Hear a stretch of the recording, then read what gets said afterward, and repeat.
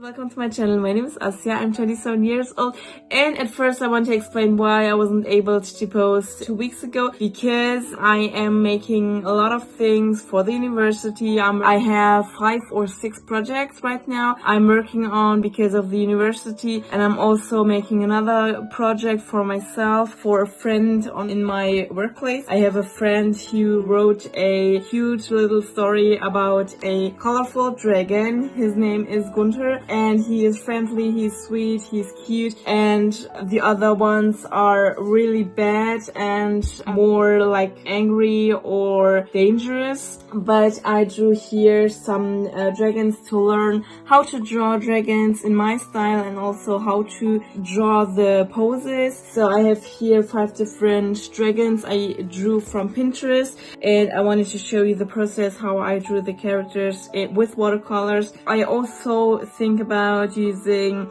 some colored pencils over the watercolor, because I think when I'm drawing over it with some color, here some colored pencils to make the drawing look a little bit better than it looks before.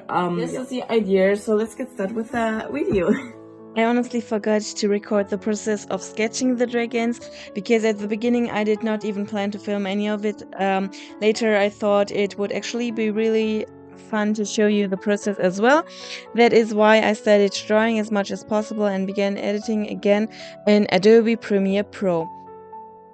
The question is, why am I drawing dragons? I'm currently practicing how to draw dragons because I want to get better at drawing them more naturally and without struggling too much. I'm drawing this dragon story for a colleague from work, which I also mentioned earlier in the video. The book will probably have around 20 pages, which means the poses, dragons and characters all need to stay consistent and reproducible throughout the whole project. I also want to learn more about dragon anatomy, poses and character designs, so I can draw them more often in the future without struggling every time. The deadline for the project is around the summer holidays, and so far I have finished about half of one double page spread. My current goal is to finish at least 3 full double page spreads before the deadline. So the story behind the book is: children close their eyes, they travel across a dream bridge and arrive in a magical dreamland where fairies, elves, dragons and other fantasy creatures live. The fairies and elves are very popular there, while the dream dragons are seen as the bad creatures. They breathe fire, growl and scare everyone around them. However, there's one colorful dragon named Gunther who is different from the others. He's kind and wants to be liked, just like the fairies and elves. Oscar and Lisa cross the bridge and discover the dreamland. They talk to the fairies and elves, who tell them about the scary green dragons and mention that one dragon, Gunther, is supposedly different from the others. Because of this, Oscar and Lisa decide to go to the cave where Gunther is said to live. Just as they arrive, Gunther flies down and starts talking to them. He explained that he is different from the other dragons and that he does not want to scare children. He also tells them a secret: instead of breathing fire, he creates rainbows. Because of this, Oscar and Lisa immediately began to like him. They become friends with Gunther and return together to the fairies and elves, where Gunther shows everyone his special ability. At first, the other fantasy creatures are afraid of him, but after seeing his kindness, they slowly begin to accept him and become his friends. Oscar, Lisa and Gunther also become very close friends, but eventually it is time for the children to leave the dreamland. They do not want to leave Gunther behind. Gunther tells them that he will always be there for them and that they only need to think about him before going to sleep if they want to return to the dreamland and see him again. Oscar and Lisa wake up feeling sad that they had to leave, but they promise each other that they will return to visit Gunther again someday. And that is where the story ends. While I was telling you this story, I also started coloring in illustration with watercolors. For the colors, I mostly followed the reference images because I wanted to experiment with different color combination instead of only drawing green dragons. Even though in the actual story, I will most likely color the dragons in different shades and brightness level of green, similar to the page that I already finished coloring. I also regularly post TikTok videos in German where I talk about the book, university, and all the projects and assignments I'm currently working on. So if you understand German and would like to watch my videos, feel free to check them out. So the next question is, what do I even need this for? First of all, I generally enjoy creating illustrations, especially fantasy related ones.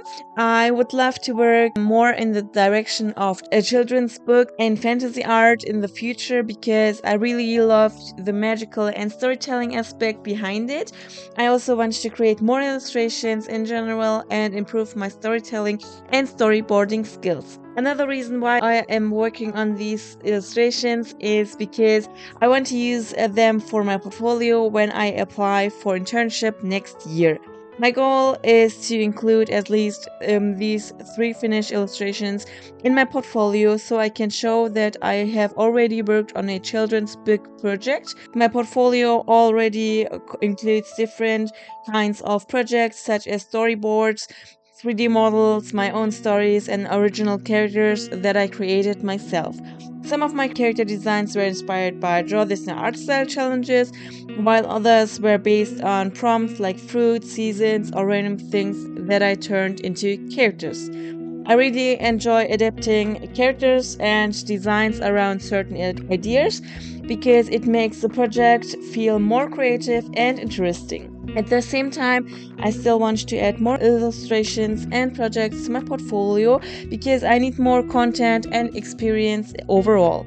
Since I already wanted to practice dragons, fantasy creatures, and illustrations anyway, this project became kind of a win-win situation for me. I can use it to improve my skills, gain more experience, and also create portfolio pieces that show other people what kind of topics and art styles I am interested in. Hopefully this will help me in the future when I apply for internship or creative jobs because companies and studios will be able to see what I already worked on and what kind of creative direction I want to go in.